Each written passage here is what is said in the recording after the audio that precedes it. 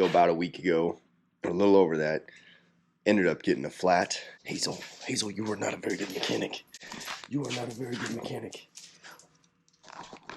I had to do a trailside tubeless takeout, and that was not fun.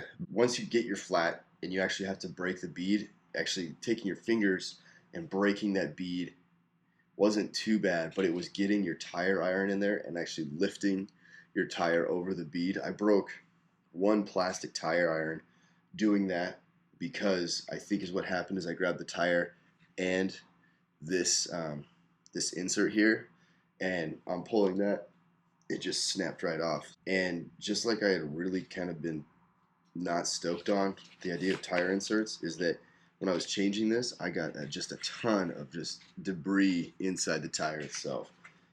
Very much not stoked on that. This held my tube on to the frame, wrapped over like that. And is what that did is that gave a nice strap to actually wrap my insert around as I was coming down. But one of the commenters on the last video said putting your tire and your insert out in the sun, get them nice and compliant, and then using a lot more soapy water on the bead. And I think that makes a lot of sense. That makes a lot of sense. So I was doing it in January, so I didn't have a whole lot of choice to do that, but I could have stuck them in the house for a little while.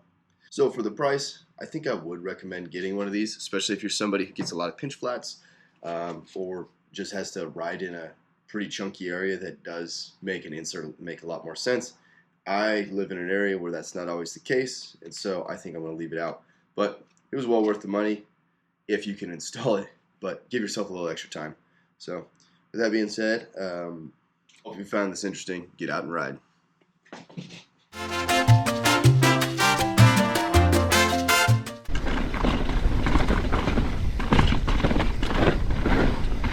Oh, no. How have I got a flat again? Shit. Okay. Damn it. Alrighty, Captain Poor Line Choice checking in here. I just pinch flatted after my second ride without an insert. I guess that answers my question. Major bummer. Maybe I'll go to a double down. I don't know, but it seems like I keep spending a lot more money in thrashing things. The wife is not going to be stoked if I spend more money on tires. Captain Bad Line Choice here decided that I was going to remove this insert, and then in less than 2 rides, I decided to pinch flat. And so, insert's going back in. It looks like either my riding style or my bad line choice, or a combination of both, require me to have some sort of insert to not destroy my tires or my rims. So we're going to be putting this thing back in.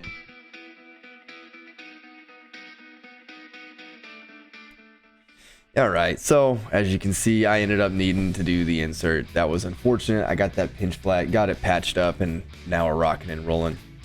One thing that I will point out is that video comment earlier about the warm weather, warming your insert and your tire up using plenty of soapy water 100% worked. The installation of this Tannus was way easier than it was the first time. Now, could that be because it's stretched out? Sure, I'm willing to ground that, but the level of difficulty this time would be on par with what they advertised, which was kind of nice. And so please note that if you're going to install this thing, get it nice and warm, get your tire nice and warm, use plenty of soapy water, and make sure it's nice and clean. Anyway, with that being said, stupid me made stupid line choices, which resulted in needing to put the insert back in. And anyway, whenever you're going out there with an insert, make sure you got something so you can wrap it up, put it on your pack. Make sure that you got your tube. Make sure that when you put your tube in, it's nice and clean. And anyway, learn from me. Get out and ride.